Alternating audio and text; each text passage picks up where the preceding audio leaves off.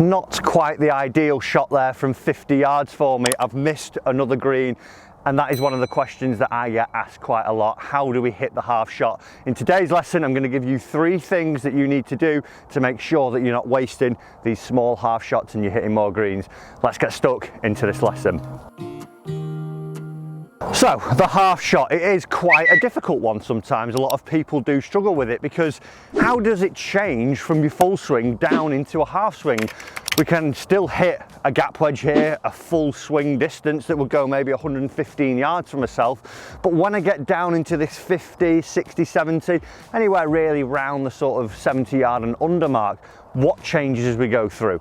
So firstly, we're going to need to change our setup as we start to make these swings, because when I'm making a full swing, it's all about force and power. I'm trying to generate as much power as I can to actually launch that golf ball its total distance that this club would go. When I'm going down into the half shot, I'm more about precision. I want to try, for me, to get it inside 10 feet every time when I'm pitching in from this distance to make that birdie putt as easy as possible. So what I've got to do is to be able to really control the amount of force that's going into the golf ball so I can pinpoint my distance when I'm going through. And the first thing, like I say, that we need to do is change our setup. Now, if I were going to hit my 52 full out, what we would see from the setup is that it would be quite wide in terms of stance. We'd see that the insoles of my shoes here would be roughly about armpit width for myself. I'd also have pretty much level weight distribution in my feet, maybe slightly towards the lead side, but pretty level.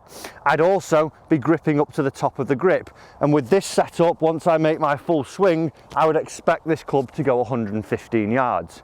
If I'm trying to hit it 50 though, we're going to change that. Like I said, we don't need as much power, so we don't need the platform to create all the power now. So what we're going to do is make our setup smaller. We're going to bring everything in. So my stance width here as we start is roughly about 3 club heads width wide.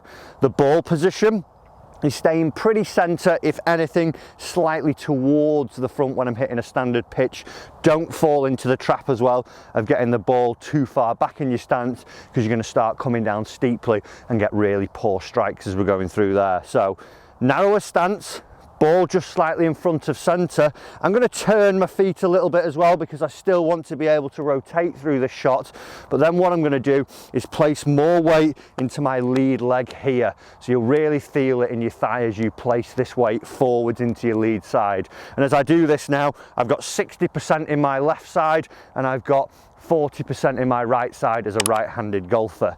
From there, as well, I'm also going to go slightly down the grip. Because I brought everything in and I've made myself a little bit smaller, I don't need the full length of the grip. So I'm going to take off about 1 inch as I go down here, and that is how we would stand to hit the small little pitch shot, just like this. Okay, so one of the next faults. How do we actually swing the golf club as we go through this?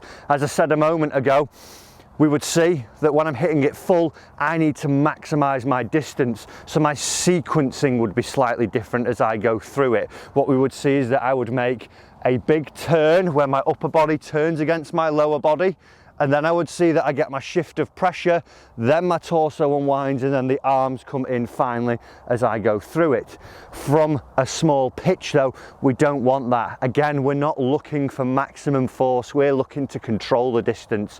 So a great feeling is to try and get everything working as one. And how I like to do this, to start off with, I just place the club into my stomach like so, and I grip underneath the grip here, and I place down here. And from there then, what I'm able to do is get the feeling of my chest, my arms and my hips turning as one unit as I'm going through. I can feel everything working as one. I'm not getting a big turn disconnected. I'm actually just making everything a little bit smaller and getting this feeling of connected.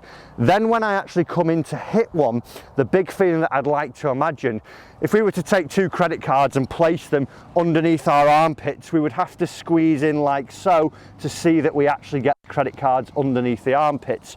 From there then, I adopt my normal posture, or our new setup, sorry, we're going to adopt our pitching setup, and I feel that I keep the credit cards pinched under my arms and keep everything turning as one. So you can see my hips turn, my torso's turning, and my arms are turning all at the same rate here. Everything looks nice and smooth as I'm going through, just feeling that I'm pinching those credit cards. So let's give that a little go. Setup's good, weighting to the lead side, and I feel I'm just pinching the credit cards, and a really solid crisp strike, and we can see that we've left hardly any divot and got a beautiful little strike there. We've not duffed it. Guys, the third and final thing that I want you to do, one of the big ones that I see problems with, and what we saw from the start of the video, controlling your swing length. Now, there's many ways you can do this.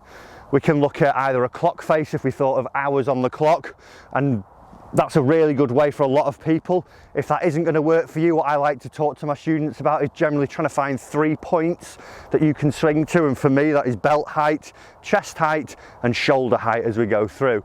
So as we're starting to swing, what we should start to see is that if we get one club we can get good distance control from, we can then build the other points in. So for me, a 50-yard shot with my 52 is somewhere around my hands swinging to my chest, and then as I follow through, my hands swing to my chest. What we don't see is that I make a full backswing and then decelerate to try and control the distance, or make a really short one and accelerate even more on the way through to try and control the distance. Like I said in tip 2, we want to keep everything working at the same speed. So if we can regulate our swing length by controlling it to a certain point around our body, either it being shoulder height, chest height, or 3 o'clock to 9 o'clock, we should start to see that we're able to control these little shots. So tip number 1, get that setup right, smaller setup, weight towards the left. Tip number 2, let's get that feeling of pinching the credit cards and everything turning as one. And then tip number 3, regulate your swing length, same back, same forwards, and we should see that we get a really nice crisp solid strike and you master the half shots. Guys, 3 tips for you there to make sure that you are getting those half shots a lot better. Give them a go. Let me know how it goes down in the comments. Remember, as always, hit that subscribe button so you don't miss any future lessons. Master those half shots, and I'll see you in the next lesson.